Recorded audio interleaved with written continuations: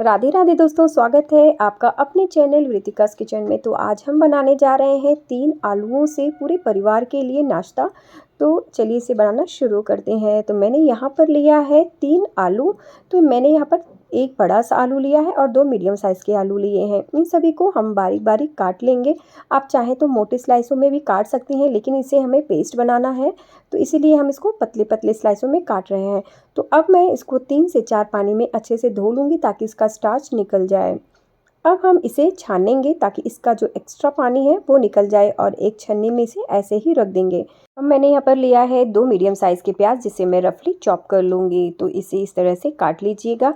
अब हम लेंगे एक मिक्सी जार, उसमें हमने जो प्याज को काट कर रखा था उसे डाल देंगे और साइड में जो आलूओं को धोकर रखा था उसे भी हम इसमें डाल देंगे। अब हम इसमें डालेंगे 2 इंच अदरक का टुकड़ा, जिसको मैंने रफली चॉप कर लिया है। 8 से 9 लहसुन की कलियां, इसे भी डाल देंगे। और मुट्ठी भर मैंने हरी धनिया लिया है, इसको भी मैंने रफली चॉप करके डाल दिया है। अब हम इसमें डालेंगे आधा चम्मच जीरा, 1 बड़ा चम्मच सौंफ, इसे ज़रूर डालिएगा, इससे यह नाश्ते का स्वाद बहुत ही ज़्यादा अच्छा लगता है। हम यहाँ डालेंगे 1 से 2 हरी मिर्च और इसे डालकर हमें इसे पीस लेना है। तो इसमें हम पानी बिल्कुल नहीं डालेंगे, ये ऐसे ही पीस जाएगा। ये देखिए, हमने इसका बारीक पेस्ट बना लिया है। अब हम इसे एक बड़े से बोल में निकाल लेंगे। तो आप इसे एक बड़े से बर्तन में निकाल लीजिएगा। तो इसमें जो मिक्सी जार में लगा था उसे भी हम निकाल लेंगे। अब हम इसमें कुछ मसाले ऐड करेंगे, जिसमें मैंने लिया है आधा चम्मच कुटी हुई लाल मिर्च, आधा चम्मच हल्दी, थोड़ी सी हींग, 3 बड़े चम्मच इसमें हम सफ़ेद तिल डालेंगे। अगर आपके पास सफ़ेद तिल नहीं है तो आप काले तिल का भी इस्तेमाल कर सकती हैं। अगर तिल नहीं है तो आप इसमें मंगरेल डाल दीजिएगा। अब हम इसमें डालेंगे 1 चम्मच आमचूर, आधा चम्मच काली मिर्च पाउडर और थोड़ी सी मैं यहाँ पर कसूरी मेथी लूँगी, जिसे मैं हाथों से क्रश करके डाल दूँगी। अब हमें इन सभी मसालों को आपस में मिक्स कर देना है। इसी समय आप इसमें नमक भी डाल दीजिएगा, मैं भूल गई थी तो मैं अब डाल रही हूँ। तो यहाँ पर डालेंगे नमक स्वाद अनुसार। इसे डालकर हम एक बार इसे फिर से चला लेंगे। अब मैंने यहाँ पर लिया है आटा। तो आटा मैं यहाँ पर थोड़ा थोड़ा करके डालूँगी, आप इकट्ठा मत डालिएगा। तो यहाँ पर कुल मैंने 1.5 से 2 कप आटा इसमें लगा है, आप इसी तरह से डालिएगा। तो यहाँ पर हमें इसका थिक बैटर सा बनाना है। इस रेसिपी में हमने पानी का इस्तेमाल बिल्कुल यूज़ नहीं किया है। आप इसी तरह से इसी पेस्ट की सहायता से आटा को गूंद लीजिएगा। तो ये देखिए, अब मैं इसे हाथों से गूंद रही हूँ। तो ये आपका सख्त डो नहीं बनेगा, लेकिन इस तरह से अब हो जाएगा। तो अब हम क्या करेंगे, लेंगे एक पैन, उसमें डालेंगे आधा छोटा चम्मच सरसों का तेल, या फिर आप रिफाइंड ऑयल भी ले सकती हैं। अब हमने यहाँ पर जो आटे का पेस्ट बनाकर रखा था उसे हम इसमें डाल देंगे। तो इसे हमें 50% तक ऐसे ही पकाना है। तो शुरुआत में जब आप इसे डालेंगे तो ये थोड़ा सा चिपचिपा सा रहेगा, तो आप इसे इसी तरह से भून लीजिएगा। तो यहाँ पर मैंने गैस के फ्लेम को मीडियम टू लो फ्लेम पर मैं इसे भून रही हूँ और इसे भूनने में कम से कम 3 से 4 मिनट का समय लग जाएगा। तो यहाँ पर जो आटे का डो है, तो आप देख सकती हैं ये जो है टाइट हो रहा है। तो इस तरह से हम इसे भूनेंगे। ऊपर से डालेंगे थोड़ी सी हरी धनिया, इससे इसका फ्लेवर बहुत ज़्यादा अच्छा लगेगा। अगर आपके पास धनिया नहीं है तो आप इसे स्किप कर दीजिएगा।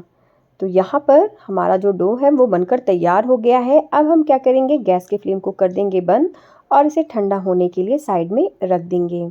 तो यहाँ पर हमारा जो मिक्सचर है वो ठंडा हो गया है। अब हम इसे एक प्लेट में निकाल लेंगे और हाथों में थोड़ा सा तेल लगाएंगे ताकि ये हाथों में चिपके ना।